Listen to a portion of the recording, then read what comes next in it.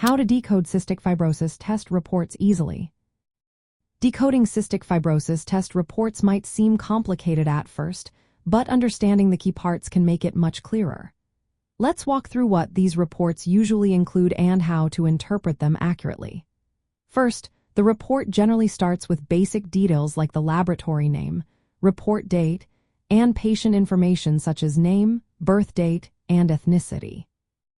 It also states the reason for testing, whether it's for diagnosis, carrier screening, or prenatal purposes. The sample type and collection details are listed, along with the testing method used and the mutation panel tested. This is important because different panels detect different mutations, and some are more common in certain populations.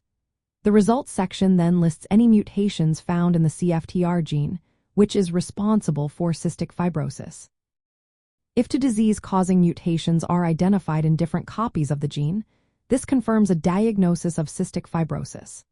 If only one mutation is found, the person is likely a carrier, but further testing might be needed, especially if symptoms are present. If no mutations are detected, it means no common mutations were found, but rare mutations could still be present, so residual risk depends on ethnicity and family history. The interpretation section explains what the mutations mean clinically, whether they are known to cause disease, or if their significance is uncertain. It also provides recommendations for counseling or additional testing.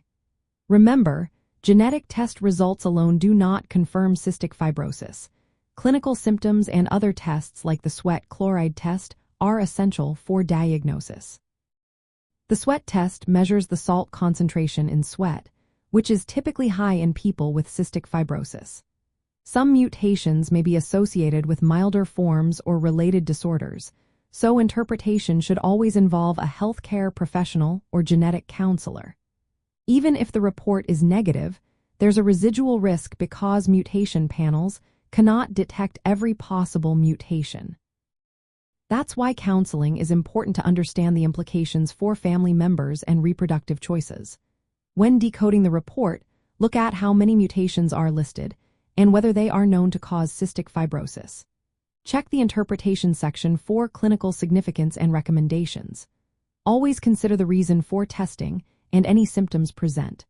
For personalized advice, consulting a healthcare provider or genetic counselor is the best step.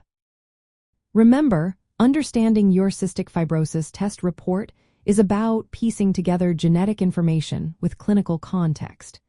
It's a powerful tool, but it works best when interpreted carefully within the broader picture of your health. Always seek professional guidance to make informed decisions about diagnosis and management.